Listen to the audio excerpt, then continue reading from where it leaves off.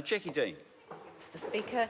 it is a pleasure to rise to the second reading of the Financial Assistance for Live Organ Donors Bill,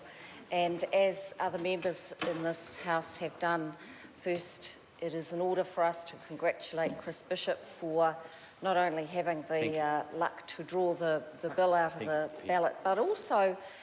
for his thoughtful contributions and positive contributions to the consideration of this bill through the Select Committee. It was Chris Bishop who drove the various amendments through to improve the bill, and I am also wanting to note the willingness of officials to pick up on the suggestions of the author of this bill, or the member in charge of this bill, and as a result we not only have a bill which is better improved and certainly more user-friendly for people who come within the realm of live organ donating, of being live organ donors or recipients of live organs, but also which now certainly enjoys widespread support and input of this House, and that has been evidenced by the contributions made so far in the reading for this bill. So that's the thank yous out of the way, but they are important because a member's bill is a joy and a chance for any member of this House to make a contribution to the legislative program, and this is one of those bills which certainly does that, and for many members it is something that they should be very proud of. So well done, Chris Bishop, one of many contributions that I'm sure this member is going to be making to this Parliament. This bill has enjoyed some very extensive consultation, and I think that is right because it is a bill which is wide-ranging in nature, and the impacts of this bill do have impacts on the people who come within its orbit. And in terms of a donor or a prospective donor of a live organ, the provisions and the improvements in this bill will certainly, I hope and expect, encourage higher rates of live organ donation, and for those who feel compelled or able or have the right mix to make a live organ donor, it will ease their experience as well as having huge benefit clearly to the recipient of the organ. So this bill's been before the Health Committee for 12 months. So yes, it's had quite a long gestation, but I can assure the House and I can assure members of the public that those 12 months have not been ill spent. We have certainly picked over all the aspects of this bill, and what the House sees before it today is certainly an improvement. I want to just go over the fact that we received 110 written submissions, and the question is why is that significant? Because they were quality submissions, not pro formas necessarily, but people who wish to share their own experiences of their passage, either being a person who wished to donate, or more critically perhaps a person with a chronic disease, a kidney disease, some kind of disease where an organ donation would vastly improve their chance of either survival or improve their quality of life. And so the committee was privileged, as always, to have well-considered submissions on this subject. We in fact heard 14 oral submissions on the bill, and again they were submitters who felt strongly enough to come to our committee to make a contribution to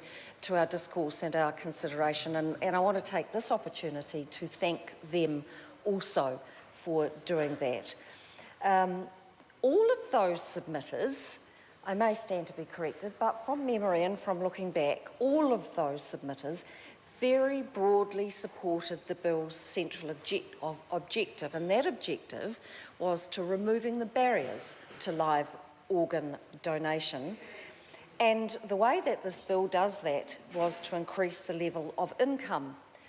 replacement that was provided, and that brings us, of course, to the title change of the bill, and it did seem to the committee only 2 or 3 months ago in our consideration that maybe the Financial Assistance for Live Organ Donors Bill title didn't quite capture what the bill had transpired to become, and so the title has now become Compensation for Live Organ Donors, and that is to reflect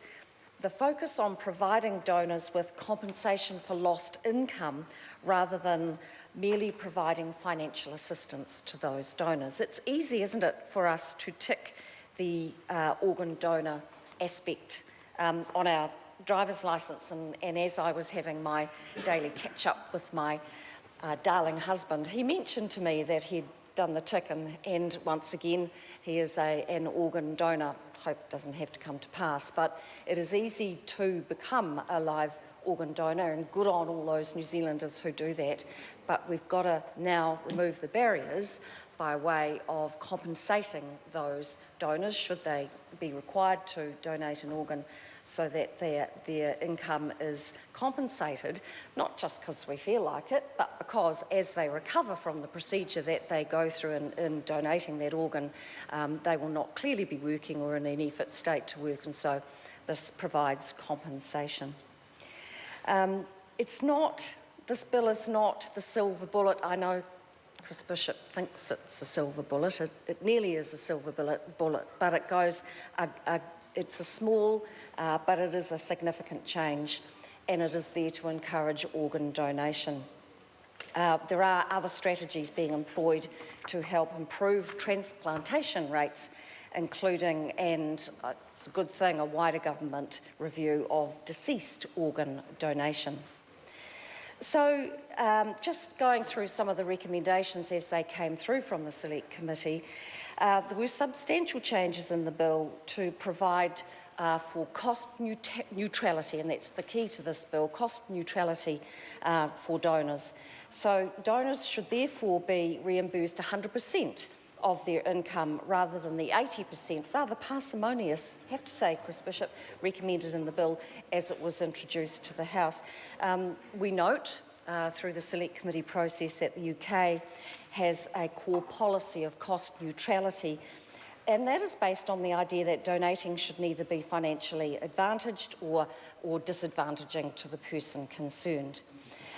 There was a point in our consideration where it seemed logical to shift the administration for the legislation from the Chief Executive of the Ministry of Social Development over to the Director General, I should say, of the Ministry of Health.